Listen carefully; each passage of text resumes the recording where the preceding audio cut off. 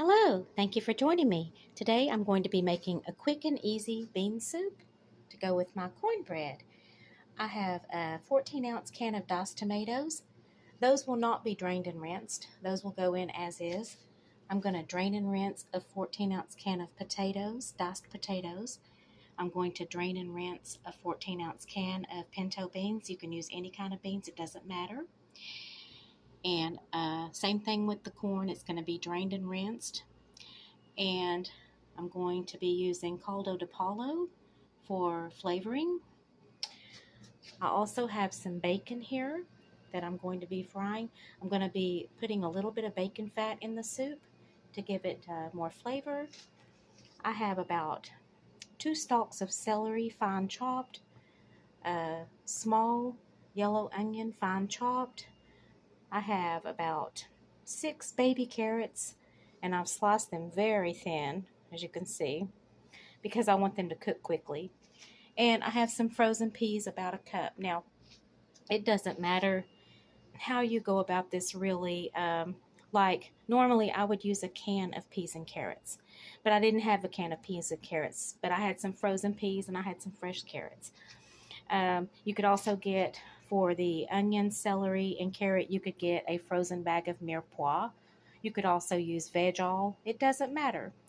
The reason that I drain and rinse these is because I like a more clear broth, okay? And so, that is why I do it. It gives me a nice clear broth. And so I'm going to get started with this. I'm going to fry this bacon in 3 tablespoons of oil. If you don't want to use bacon and oil, you can use butter. But when you use butter, you might want to combine it with oil so that it doesn't burn. So I'm going to get this going because I want this to add flavor to my soup. So here we have our potatoes, beans, and corn. I'm going to give these a rinse. You could also use fresh potatoes if you wanted. It's going to take longer to cook. I'm going to recommend a waxy potato, like a Yukon Gold or a red potato, rather than an Idaho potato, because they're not going to break down as fast as an Idaho potato. But use whatever you have, okay? So there's about 1.5 cups, 2 cups of corn there, about the same with the beans, about the same with the potatoes, 14-ounce cans. So whatever you want to use to come up with that equivalent, if you have to use fresh ingredients or frozen or something other than what I have. This is a very flexible soup. Got the bacon sizzling away on medium-high heat, and it smells great. So I rendered the fat out of the bacon and I took the bacon out. You can leave it. You could also chop the bacon if you wanted to and just leave it in the soup, but I don't prefer it that way. Do what you want. Okay, and I have the frozen peas and the carrots, which are fresh, the fresh celery, the fresh onions, and I'm going to saute these until they're tender. I'm not going to add any of the canned items yet because they are softer and they're not going to need as much cooking time. I don't want to brown this mixture at all, okay? I just want to saute and steam until the vegetables are tender. Like I said, if I was using all canned vegetables, this step wouldn't even be necessary. Once you get a nice sizzle going, turn it down to about 3 or 4 and cover and stir occasionally every couple of minutes, okay, until the vegetables are tender. Now I have the beans, corn, and potatoes drained and rinsed here, and I have that can of diced tomatoes. I did not drain or rinse the tomatoes. My raw and frozen veggies are still just a little crispy, so they need some more time. You can add pasta to this, like ditalini or elbow macaroni. If you do that, cook it separate and keep it separate and add it to individual servings at the time of serving. That way it doesn't turn to mush in your soup. A nice gentle simmer is all you need, and like I said, stir occasionally every 2 or 3 minutes. And I think I have it on 3, which is like a medium-low. So here we go. This is what I call establishing your solids.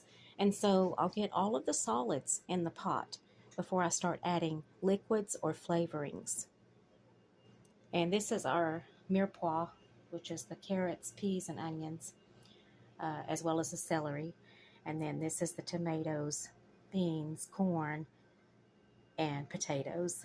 And I'm going to mix those. So I have added water, okay, just enough to make it have the soupy texture and consistency that I want. So probably enough water to cover the solids, plus a half an inch to an inch above the solids is adequate for my taste. And so I'm going to bring this to a boil. Then we're going to start adding seasonings. Isn't that a beautiful bean soup? I think it's just lovely. So I ended up using 6 teaspoons of the caldo de palo. And what I do is I'll add a teaspoon, stir and taste, repeat until the desired salt level is achieved, because caldo de palo has a lot of salt.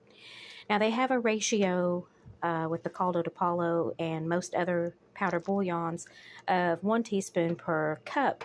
However, that can end up too salty, because you have to think a lot of times you're using canned vegetables and they are usually canned with salt, and so it's best to just wait until the very end and add your seasonings. Now I'm going to add a little bit of freshly squeezed lemon juice, because it needs just a little acid and just a tiny bit of chili powder.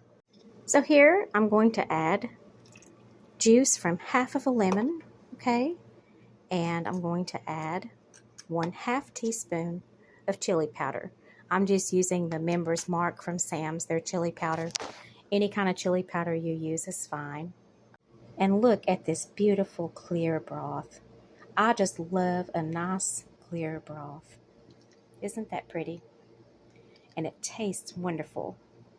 And I've left enough room to where if someone wants to add salt, they can. There's just a base level of salt. And so, you know, I think it's salty enough for my taste. So anyway, like I said, you'll just have to experiment around with that. And I have some lovely cornbread here to go with that I made earlier. I appreciate you watching the video. Thank you and have a great day. So toward the end of this lovely food story, I decided to drain and rinse 1 more can of the pinto beans and add them, because I just thought it didn't have enough beans. I just thought since it's a bean soup, needs a bit more beans. So I'm going to bring this to a boil, and then I'm going to turn it on low, and I'm going to simmer it for about an hour to let the flavors gel together.